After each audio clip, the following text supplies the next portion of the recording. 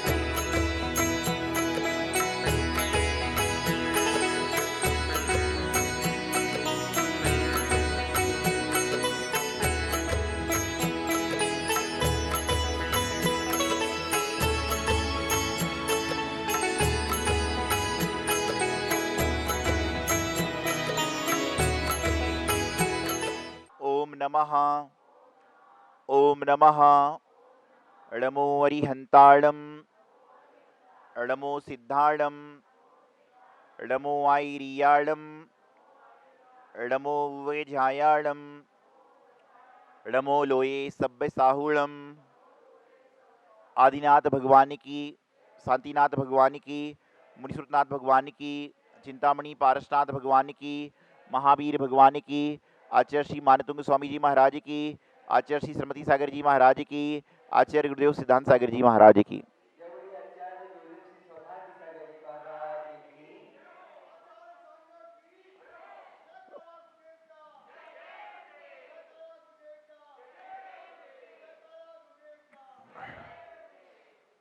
महानुभावों, संसार की बड़ी विचित्र स्थिति है। जो व्यक्ति फ्रिज को उठा नहीं सकता वह फ्रिज में रखा हुआ खाना खाता है, और जो व्यक्ति फ्रिज में रखा खाना खाना चाहता है वह फ्रिज को उठा नहीं सकता। जो व्यक्ति मैगी कार चलाना नहीं जानता वह कार में सफर कर रहा है, और जो मैगी कार का ड्राइवर होता है वह मात्र कार का ड्राइवर है। ये परमात्मा का, ये भगवान का एक दिया हुआ संकेत है कि हमने अपने जीवन में, अपनी व्यवस्थाओं में, अपनी क्रियाओं में इस तरह के कार्य को संपादित किया कि बोझा उठाने वाला वस्तु को उठा रहा है लेकिन उसका उपयोग नहीं कर पा रहा। और हमने भी अपने जीवन काल में ना जाने कितने बोझे उठा लिए, ना जाने कितनी जिम्मेदारी उठवा ली, ना जाने कितने तरह तरह की वस्तुओं को हमने कर लिया, लेकिन उसके बाद भी जिम्मेदारियों से हम मुक्त हो ही नहीं पा रहे। क्यों? क्योंकि जिम्मेदारी से मुक्त आप होना नहीं चाहते।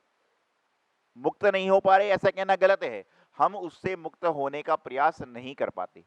जैसे आज आपके विधान थे, आपको विधान करने का मन था, आपने घर के सारे कार्यक्रमों को स्थगित किया, मिलने जुलने वालों को बताया, समझाया, मन को मजबूत किया, आप मंदिर में प्रभु के चरणों में आ गए, गुरु के समीप आ गए, जिनवाणी को पढ़ने लगे और आपने विधान को संपन्न कर लिया। किससे किया? कि आपने जब संकल्प कर लिया। और यदि आपके मन में ये विचार होता कि जाएंगे, कि नहीं जाएंगे, विधान होगा कि नहीं होगा, कार्य होगा कि नहीं होगा, तो निश्चित रूप से क्या होता कि आप आलस कर जाते। अब तो देर हो गई, अब जाकर क्या करेंगे।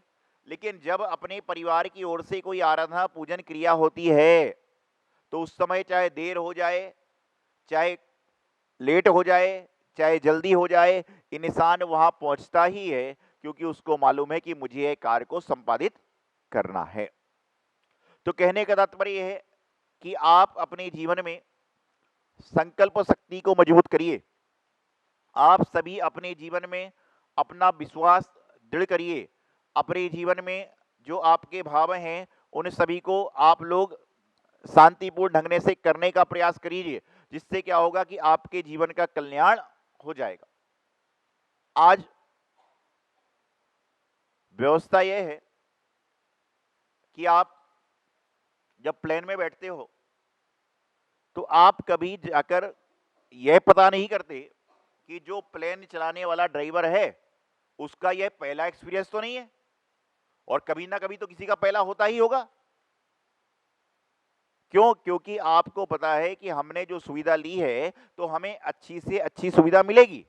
ट्रेन में जब बैठते हैं तो कभी ट्रेन वाले ड्राइवर से आज तक कोई मिला? चलाने वाला कौन है? नहीं मिला। लेकिन मंदिर में गुरुओं के पास जाने के बाद ये जरूर इंसान देखने का प्रयास करता है कि यहां कुछ लाभ होगा कि नहीं होगा। अरे भाई, जब तुम प्लेन में सफर कर रहे हो, ट्रेन में सफर कर रहे हो, बस में सफर कर रहे हो, कैब में, टैक्सी में सफर कर रहे हो, तो आपने आज तक कभी किसी ड्राइवर से नहीं पूछा कि तुम्हारा जो है एक्सपीरियंस पहला है कि दूसरा है कि क्या हो गया। और यदि मान लीजिए आपको मालूम चले कि जो व्यक्ति पायलट बना है और ये पहली बार प्लेन उड़ा रहा है, फिर क्या होगा? मन में संशय तो हो गई, मन में विकल्प तो हो गई, मन में डर तो हो गई। और जो पहली बार कार्य करता है उसके मन में भी संकल्प विकल्प होता है, डर होता है, परेशानी होती है, चाहे हम हो चाहे आप हो, भाई ऐसा ना हो, ऐसा ना हो। अरे जो होगा होगा। जब आप प्लेन में बैठ चुके हो तो प्लेन से नीचे उतरते समय तक कोई गारंटी नहीं है कि क्या होने वाला है। आंख बंद करके बैठिए और आंख खोलकर उतर जाइए, तो क्या होगा कि सारे के सारे, लेकिन आपको अपने संकल्प पर विश्वास है कि मुझे उस गंतव्य स्थान तक जाना है। आए दिन पेपर में पढ़ते हो कि ट्रेन से एक्सीडेंट हुआ, बस से एक्सीडेंट हुआ, कार से एक्सीडेंट हुआ, कोई ऐसा हुआ, लेकिन हम लोग क्या सफर करना बंद कर देते हैं? नहीं करते। लेकिन यदि मंदिर में कोई व्यक्ति पहली बार पूजन करने आया और उसके हाथ से द्रव्य की सामग्री की प्लेट गिर जाए तो वह बंदा दोबारा दर्शन करने जाता है तो पूजा करने के भाव ही नहीं बनाता। बोले एक बार घटना, अरे भैया एक बार घटना घट गई थी तो घटना थी, दुर्घटना तो नहीं थी, आगे सही कर लीजिए। लेकिन अपने सामने सामने मालूम होता है कि इस गाड़ी का 4 दिन पहले एक्सीडेंट हुआ था, उस गाड़ी को हम खुद चला रहे हैं, उस समय डर नहीं है, क्योंकि संकल्प मजबूत है, दृढ़ विश्वास है कि गाड़ी चलाकर मैं अपने काम पर पहुंच जाऊंगा। उसी प्रकार से जीवन में इस तरह की क्रियाओं को करेंगे तो आपके जीवन का कल्याण हो जाएगा। नियम पूर्वक कार्य करें, संकल्प पूर्वक कार्य करें। आप चाहे दिन भर में एक काम करें लेकिन उसको संकल्प से कहें, आपको उसका एक अलग फल मिलेगा। हमारे जैन धर्म में, सभी धर्मों में नियम का बड़ा महत्व है। बिना नियम के तो कोई इंसान रहता ही नहीं है। कोई व्यक्ति कितना भी नास्तिक क्यों ना हो, कोई व्यक्ति कितना बड़ा आस्तिक क्यों ना हो, लेकिन वह भी संकल्प करता है, चाहे मंदिर की बात को छोड़ दें, गुरु की बात को छोड़ दें, जिनवाड़ी की बात को छोड़ दें, हर व्यक्ति अपने जीवन का नियम बनाता है कि मुझे दुकान जाना ही है, मुझे बैंक जाना ही है, मुझे खाना खाना ही है, ये भी तो आपका नियम है, मुझे वस्त्रों को खरीदना ही है, ये भी तो आपके जीवन का नियम है। और यही नियम तो आपके कार्य को मजबूती प्रदान करता है। एक बार कहीं पर मुनि महाराज जी का प्रवचन चल रहा था, और पहले के जमाने में जब मुनियों का प्रवचन होता था तो प्रवचन के बाद लोग क्या करते थे? नियम लेते थे कि भाई आज ये नियम है, आज ये नियम है, आज ये नियम है। ऐसे लोग क्या करते थे? प्रवचन के बाद में अपना नियम संकल्प आदि कर लिया करते थे। और आज के समय में प्रवचन खत्म होने वाला है, लोग पहली बार हो जाते, पता नहीं नियम ना दे दे। आप सब तो धर्मात्मा है। तो मैं बता रहा था आपको कि पहले के जमाने में लोग क्या करते थे कि प्रवचन के बाद नियम देते थे, तो महाराज जी नियम दे रहे थे तो हर आदमी अपना उठ उठ के आ रहा था और नियम ले रहा था। एक उस समय एक कुमार था जो मटके आदि बनाता है, वही भी बैठा हुआ था। वह बैठा ही रहा, सारी समाज चली गई। मुनि महाराज ने उनको बुलाकर कहा कि भाई आज सबने नियम लिया है, आप भी कोई नियम ले लो। उसने कहा मैं कुमार हूं, मैं तो नियम ले ही नहीं सकता। बोले कुछ तो नियम ले लो। बोले नहीं मैं ले सकता हूं। जब महाराज जी ने बार बार कहा तो उसने कहा मैं तो एक नियम ले सकता हूं, आप दर्शन की बात करते हो, इसकी बात करते हो, मैं दर्शन करने तो मंदिर नहीं आ सकता, लेकिन एक काम करता हूं कि मेरे घर के बाहर गधा रहता है। क्या होता है? गधा होता है। तो मैं उस गधे को जो है देख कर ही अपना कार्य चालू किया करूंगा।